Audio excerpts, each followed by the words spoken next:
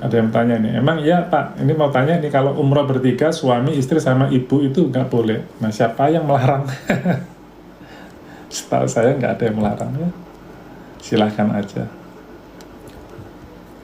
Tanazul itu berarti beda penginapan, maksudnya beda penginapan. Tanazul itu intinya gini, Anda saat di Mina itu nginepnya nggak di tenda, tapi kembali ke hotel, itu namanya tanazul. Ya.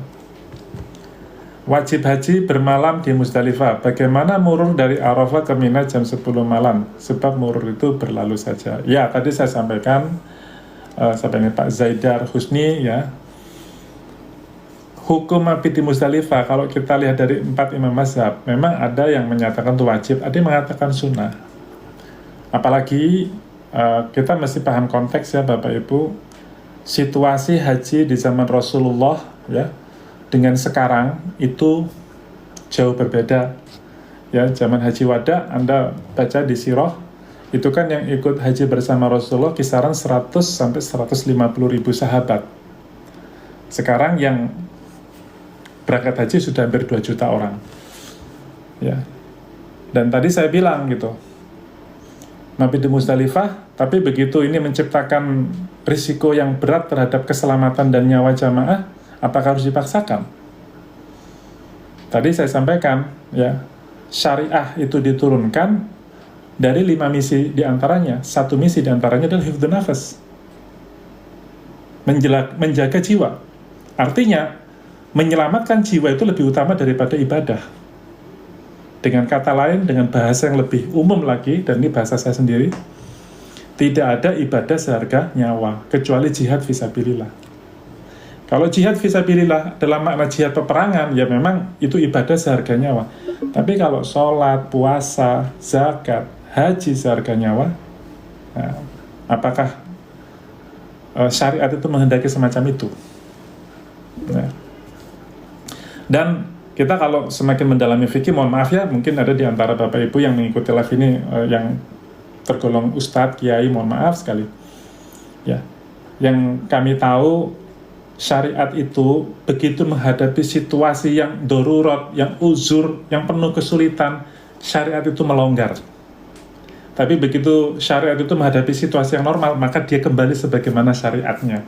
Contoh, orang puasa, sehat, kalau bepergian boleh nggak tidak berpuasa? Safar, apalagi naik motor misalnya, mudik naik motor. Ya, mudik itu birrul walidain, ya, berbakti kepada orang tua, bukan untuk maksiat.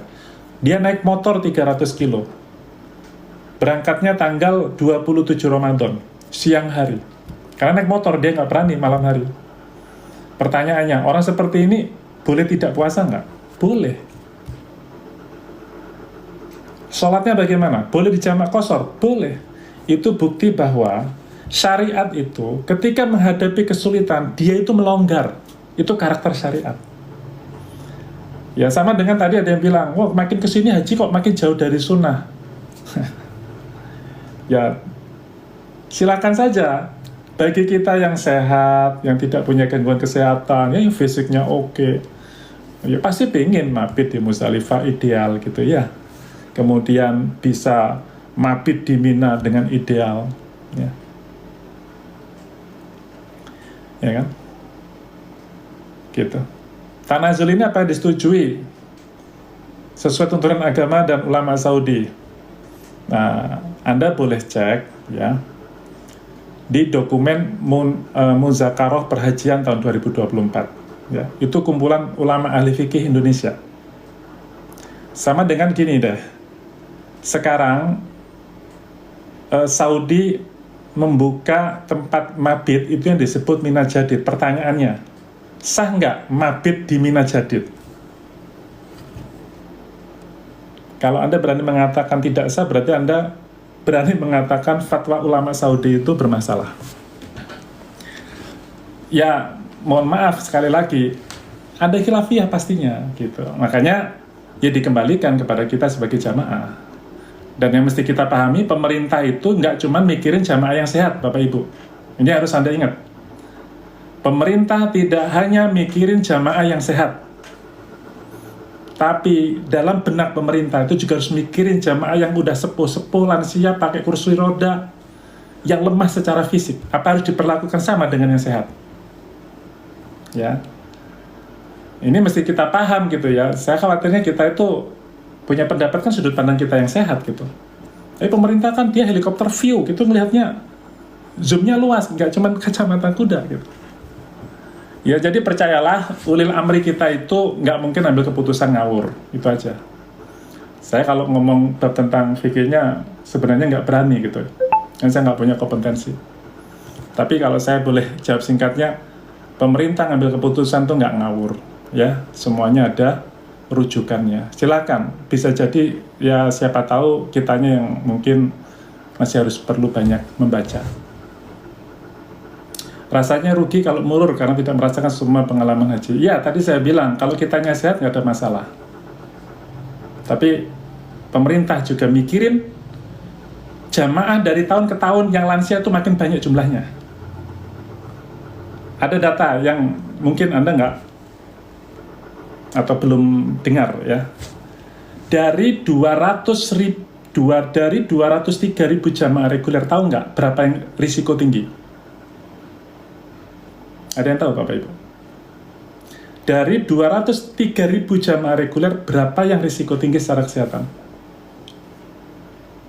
Anda pasti kaget mendengar datanya. Dari hasil pemeriksaan isi to'ah ya, dan dari pernyataan Wamen Pak Dhanil waktu kami wawancara ketika kami diklat kemarin, jumlahnya 170.000. Coba bayangkan tuh berapa persen tuh? Terutama Anda yang isi to'anya dengan pendampingan. Ya, isi to'a dengan pendampingan itu maknanya Anda sehat kalau didampingi obat, ya, didampingi alat bantu gitu, didampingi keluarga gitu. Ya jadi Masya Allah lah ya. Artinya saya pun dulu termasuk orang yang banyak bertanya gitu ya, kok ada sih murur gitu, emang sah hajinya gitu ya. Ternyata saya kurang baca gitu ya, ternyata saya kurang membaca. Ternyata semua keputusan pemerintah itu ada rujukan dasarnya ya, gitu.